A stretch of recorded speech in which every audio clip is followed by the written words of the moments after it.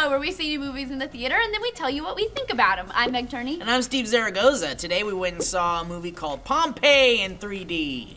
If you can't make it to the theater this weekend, you can always go to netflix.com/SourceFed to get a free month of instant streaming, and then you can join us on our other movie show, Movie Club. But that's not this show. This one is the show we're talking about new movies, like Pompeii in 3D.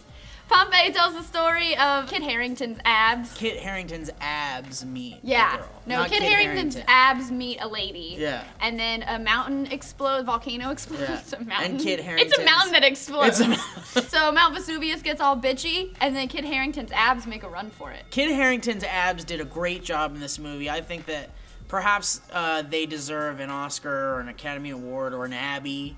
Or some kind of like... I would create an award show just for his abs in this movie. The Abbies? The Abbies. The prize is just a pair of legs that are open on a statue. You know who else is in this movie is Kiefer Sutherland. He is? Who is like... I don't know what to say. I'm pretty speechless about this movie. I'm just going to say really fast my quickie review is... wow, this is not a good movie. This is my quickie review. My quickie review is Kit Harington's abs are fantastic in this movie. If you got a group of friends, it's going to be fun to make fun of it together, but don't expect anything other than Kit Harington's abs to shine through in this film. Yeah, no, and it's Paul W.S. Anderson, who has directed such classic cinema films as the Resident Evil movies and Alien vs. Predator, which is debatably one of the best Alien films in the franchise. Let's just talk about Alien instead of... Let's just talk about... I'd rather. That'd be great. You know who else is in this movie is that chick from Super Punch. Or, what's that? Sugar Punch. That's gonna be What's that called? Sugar Punch. No! Oh, wait, what was it? Sucker Punch. Sucker Punch. Sucker Punch. Oh, that's where she's from. Yeah. Emily Browning. That is true. I was like, where have I seen this woman not act before? Yeah, Sucker that's Punch. the other one, yeah. And also it has the girl with the nice breasts from Cloverfield. That was her friend.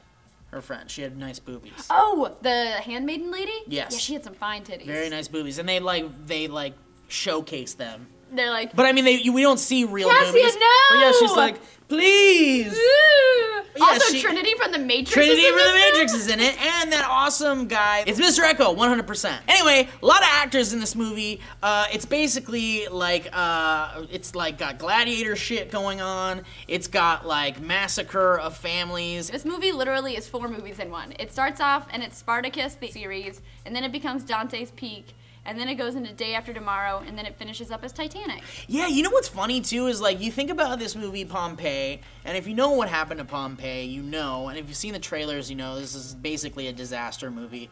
But like the disaster aspect of the film was almost like, oh yeah, I forgot there's a disaster aspect of this film, and then when it happens, you're like, oh, look at that. It's literally like a movie where every once in a while they're like, yeah. Oh, did you feel that? Anyway, hey, who wants to be a friggin' gladiator? Ping, Yeah. ping, ping. And I couldn't have been more bored during the like crazy action sequences in the movie. I thought the action was shot well, cinematography-wise. Well, like the sword fighting stuff was cool. It was shot very well. But it's like I've seen so many goddamn gladiator like arena battle type movies that it's like they all look the same to me now at this point. I thought the Kit Harington and Atticus is the name of the character in the film.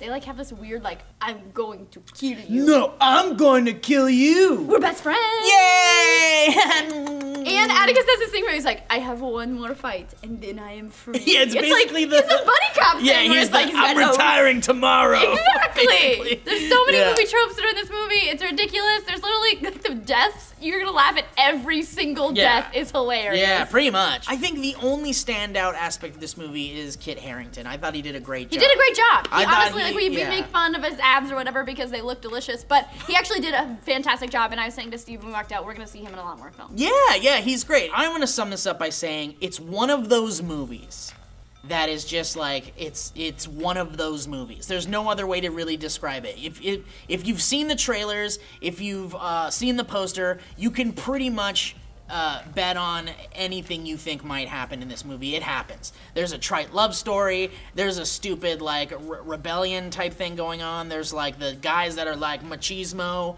and then there's like the parents that don't want their daughter to do this or that, and then there's like the crazy politician. It's basically just one of those movies. There's no other way to describe it. So for me, I'm going to give this movie a 4 out of 10.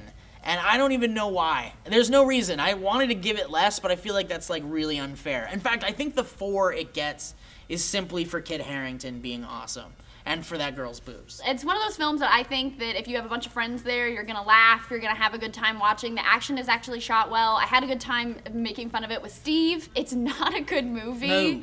But it is one of those that's easy to make fun of in a fun way, and it'll make you laugh when it's not supposed to. But I don't know, I had fun doing it, so I'm gonna give it a 5 out of 10.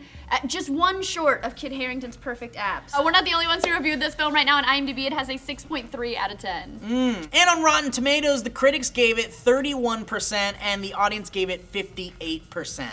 Wow. Stinker. So guys, that's it for New Movie Thing Show. Don't forget, if you can't go to the theater this weekend, you can always go to netflix.com/SourceFed to get a free month of instant streaming, and then you can join us on Movie Club. I'm Meg Turney. I'm Steve Zaragoza. Also, it needs to be said, the 3D made no difference. None. I thought we were seeing it in 2D. Yeah, honestly, even the like, you're thinking, oh, but the cool spectacle of the explosions and the eruption in 3D. Didn't even use it. It didn't really work at all. You know what it did use? Kit Harington's ass.